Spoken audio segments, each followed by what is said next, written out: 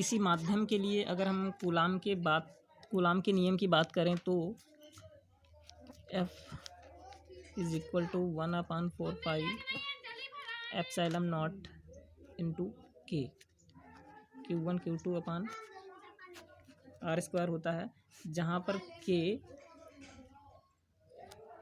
परावैद्युतांक माध्यम कहलाता है।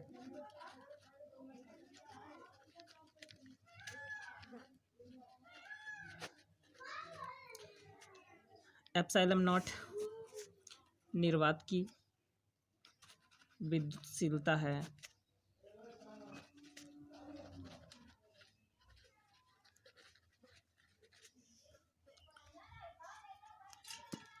आवेशों के बीच परावैद्युतांक होने से उनके बीच लगने वाला बल घट जाता है। सभी माध्यमों के लिए K का मान 1 से अधिक होता है, जबकि धातुओं के लिए K का मान 1 ना होकर अनंत होता है। तो आगे बात करते हैं एप्सिलॉन नॉट की विमा और मात्रक के लिए, जो कि कूलाम के नियम से F बराबर 1/4 epsilon not Q1 Q2 upon R² होता है। तो 1/4 नंबर है, तो इसके लिए कोई विमा नहीं होगी और ये कांस्टेंट होता है, इसलिए एप्सिलॉन नॉट को इधर भेजते हैं और F को दूसरी तरफ रिप्लेस कर देते हैं। तो ये हो जाएगा Q1 Q2 अपान F इंटू R²।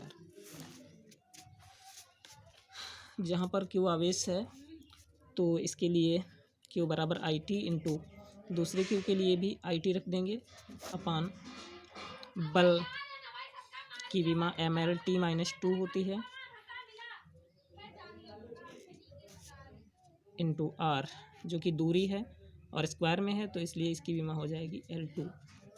अब I 2 बार आया हुआ है तो इसके लिए A⁻², क्योंकि I की विमा I का मात्रक एम्पियर होता है, धारा का मात्रक, इसलिए उसकी विमा A से रिप्रेजेंट करी जाती है। तो 2 बार I आने की वजह से उसको A2 लिख लेंगे और T समय है, इसलिए T⁻²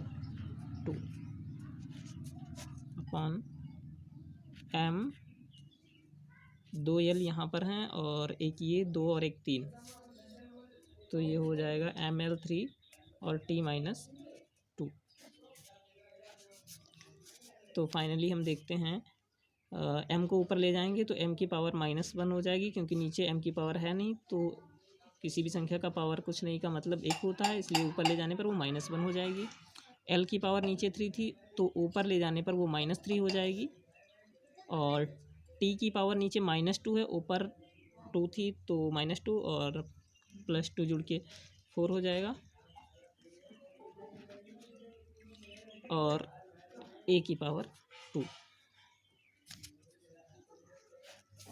तो एप्सिलॉन नॉट की विमा M-1 L-3 T की पावर 4 और A की पावर 2।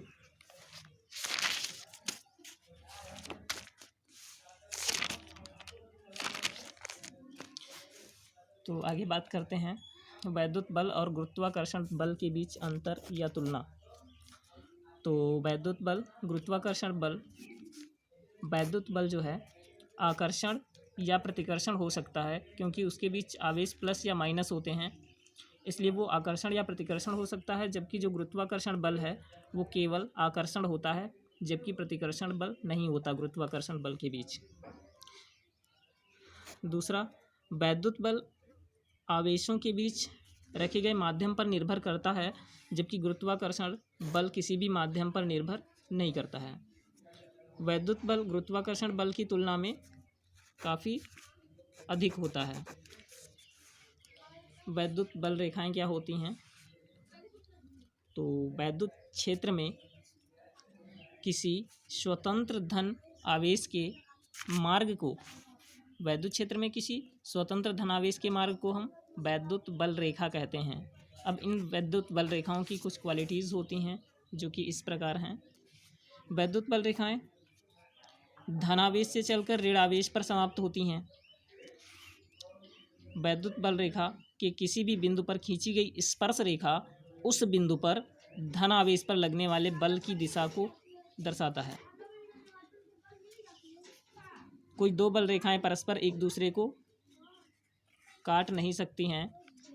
यदि ये काटती तो कटान बिंदु से होकर दो स्पर्श रेखाएं खींची जा सकती, जो कि संभव नहीं है, क्योंकि किसी भी बिंदु से केवल एक ही स्पर्श रेखा खींची जा सकती है। आवेश और इलेक्ट्रॉनों की संख्या पर आधारित कुछ आंकिक प्रश्नों के बारे में हम बात करते हैं। तो देखते हैं, एक कूलाम आवेश यानी Q बराबर एक कूलाम इलेक्ट्रॉनों में, एक कूलाम आवेश में इलेक्ट्रॉनों की संख्या ज्ञात करनी है। तो n इज इक्वल टू क्या, तो हम जानते हैं फाइनली Q बराबर फॉर्मूला होता है n इंटू ई, जहाँ पे E इलेक्ट्रॉन का आवेश है और n इलेक्ट्रॉनों की संख्या। तो Q एक कूलाम आवेश है, इसलिए एक कूलाम अपान E को इधर रिप्लेस करते हैं और E यानी इलेक्ट्रॉन का आवेश 1.6 × 10⁻⁻19 बराबर नंबर ऑफ इलेक्ट्रॉन यानी कि n। तो माइनस पावर ऊपर भेज देते हैं, तो ये हो जाएगा n इज इक्वल टू 1 × 10⁻19 और इस 19 में से एक पावर निकाल के इस एक को दे देते हैं, तो ये हो जाएगा 10 और नीचे 1.6 में से जब ये दशमलव हटाएंगे तो ऊपर एक 0 10 के साथ में और बढ़ जाएगा, तो ये हो जाएगा 100 × 10⁻18/16। तो 100 को जब 16 से डिवाइड करेंगे तो 16 छक्का 96 और 6.25 × 10⁻18 6.25 × 10⁻18 अर्थात एक कूलाम आवेश में 6.25 ×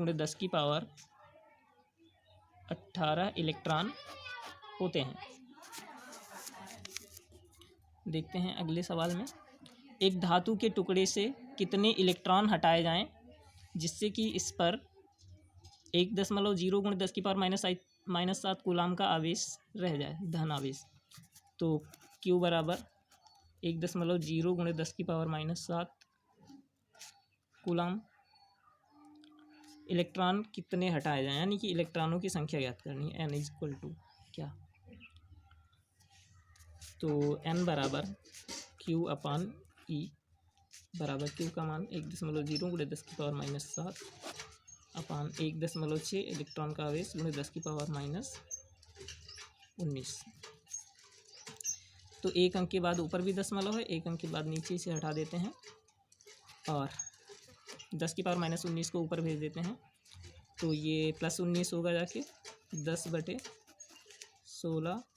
10⁻⁻7 + 19, तो ये हो जाएगा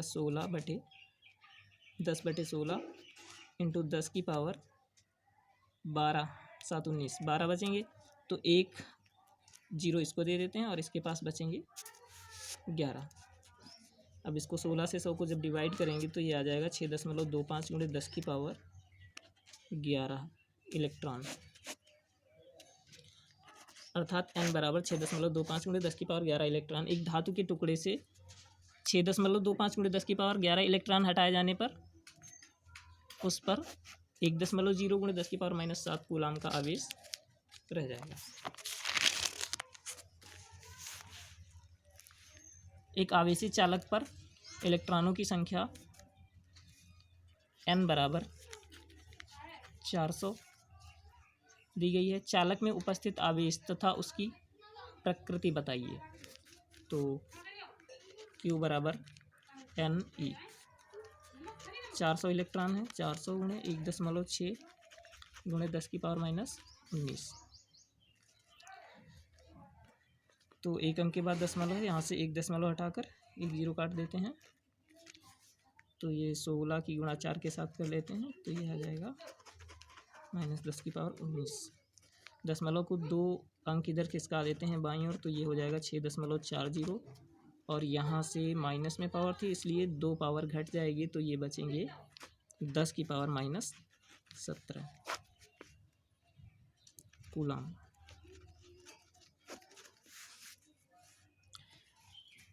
एक आवेशित चालक पर बाहुल्य इलेक्ट्रॉनों की अधिकता होने की वजह से आवेश की प्रकृति ऋणात्मक होगी।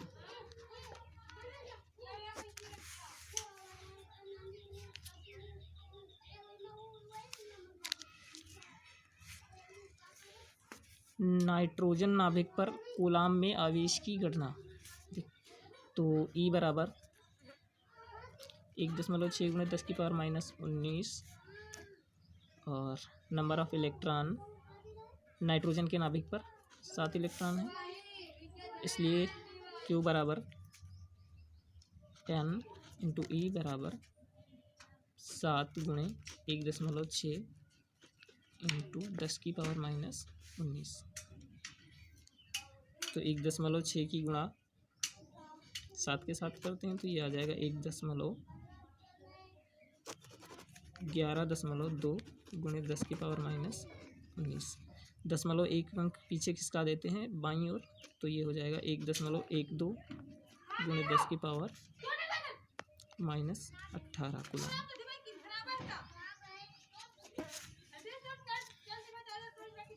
वीडियो को रोककर ये सवाल नोट कर लें और हल करने का प्रयास करें। इजी हैं, हो जाएंगे। ऊपर की तरह बस 2 ही फॉर्मूलों का काम है, एक तो Q बराबर NE, दूसरा Q बराबर IT। अगर धारा के संबंध में कुछ पूछा जाता है तो फिर Q बराबर IT का प्रयोग करते हैं।